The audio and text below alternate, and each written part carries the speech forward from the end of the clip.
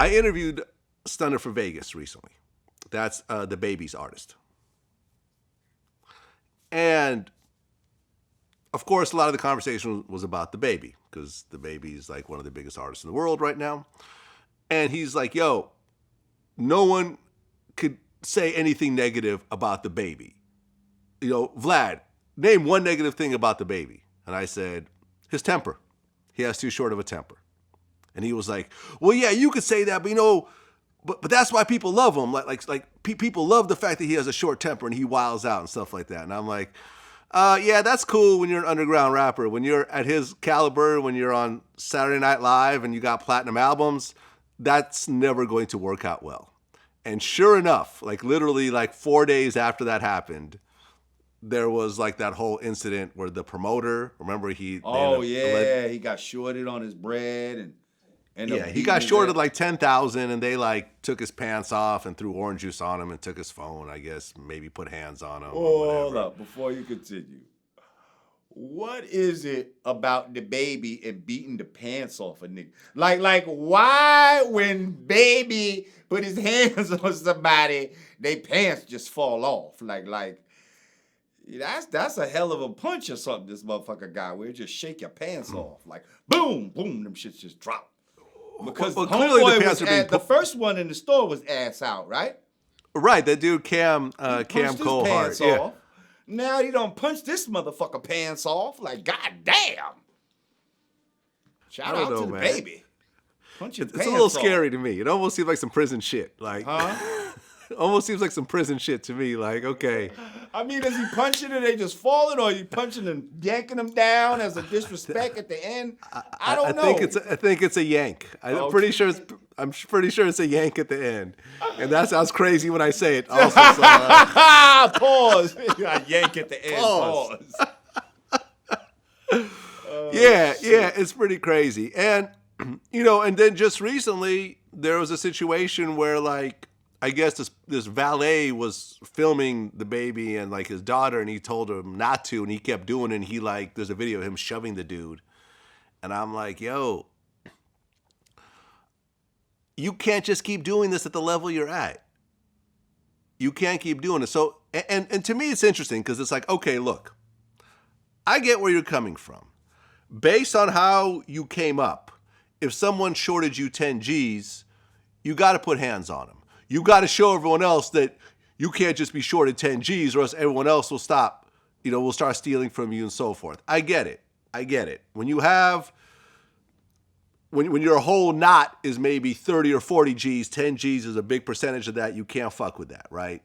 When you're making millions, you have to realize that along the way, you're going to lose 10 G's here, 20 G's here. It just is what it is. If you want to get it back, take the person to court. You're not just going to beat up everyone that owes you 10 G's. Because you know what happened? He got put in jail for a few days.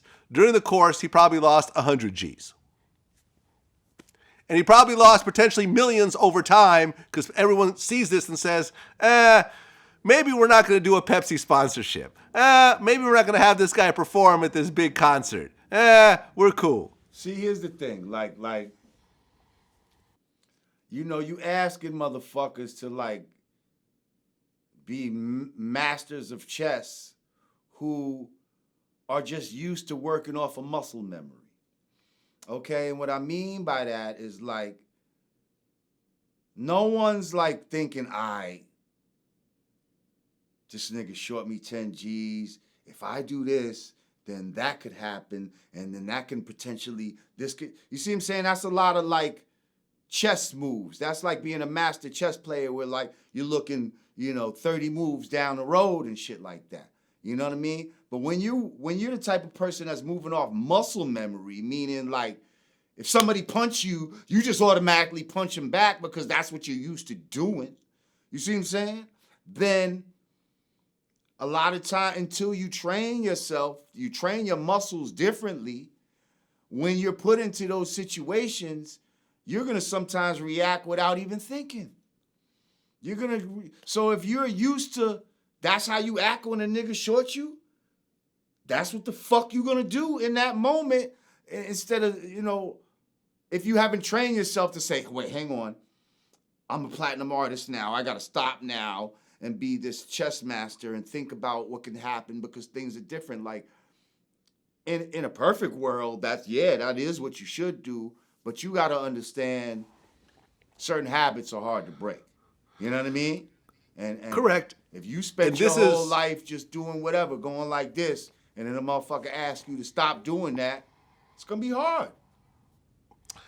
Right. But this is where your team is important. You have to have people on your team that you respect, that you listen to, that are going to say, no, we're not going to do this. Get back in the bus, and we're going to handle this later. It starts with you, though. Ultimately, it starts with you because you're at the top. And everything's going to trickle down from you. So yeah, you could have a team like that, and you got to make sure you put people like that around you. But ultimately, if you're the artist and everything is generated from you and you're at the top of the fucking pyramid, everything trickles down, then you set the tone for everything. You set You're right. the attitude of how people move when y'all go out into the world and all of that. Like, you do that. This is correct. But look at me. I'm at the top of the food chain in my company. Vlad TV, I set the direction. But I have people in place that will tell me not to do something, and I will seriously listen to those people. I will even run those ideas. Before I do something, I'll say, hey, what do you think of this? And 90% of the time, the answer is, don't do it. And even though sometimes I will do it, I will at least run it by them first. But you put that in place to have your own checks and balances. You see what I'm saying?